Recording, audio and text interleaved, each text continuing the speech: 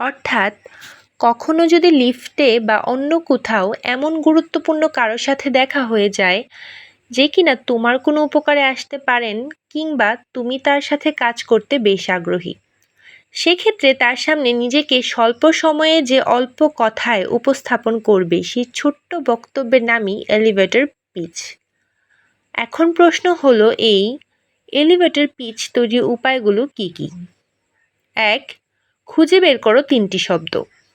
নিজেকে জানো, তোমাকে বর্ণনা করে এমন শব্দগুলো খোঁজার চেষ্টা করো। সেখান থেকে সবচেয়ে উপযুক্ত এবং যেগুলো তোমাকে অন্য সবার থেকে আলাদা হিসেবে উপস্থাপন করে সেরকম ৩টি শব্দ বেছে নাও। যেমন শিক্ষক, বক্তা, উদ্যোক্তা, এই ৩টি শব্দ আমাকে বর্ণনা করে। কিছুটা বিস্তারিত লেখার চেষ্টা করো। সংক্ষেপে লিখে ফেলো ওই শব্দগুলো কিভাবে তোমাকে বর্ণনা করে তা নিয়ে। 30 সেকেন্ডের জন্য এক পৃষ্ঠাই যথেষ্ট।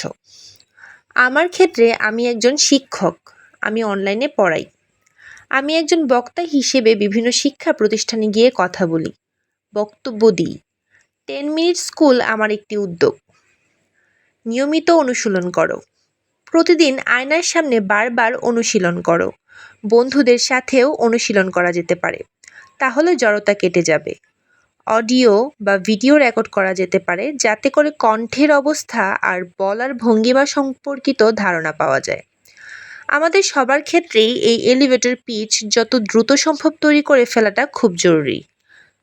তা না হলে যদি কখনো এমন কোনো বিখ্যাত কেউ বা তোমার খুব প্রিয় কোনো মানুষ কিংবা এমন কারো সামনে তোমাকে পড়তে হয় যার সাথে দেখা করতে অনেক দিন ধরেই তুমি খুব আগ্রহী ছিলে, যাকে বলার জন্য হয়তো অনেক কথাও তোমার তৈরি ছিল, কিংবা যে হয়তো তোমার খুব বড় কোনো কাজে আসতে পারেন, কিন্তু শুধু ওই 20-30 সেকেন্ড সময়টুকুর যথাযথ প্রয়োগ না করতে পারার কারণে তোমার কথাগুলো তাকে বলা হয়ে উঠবে না।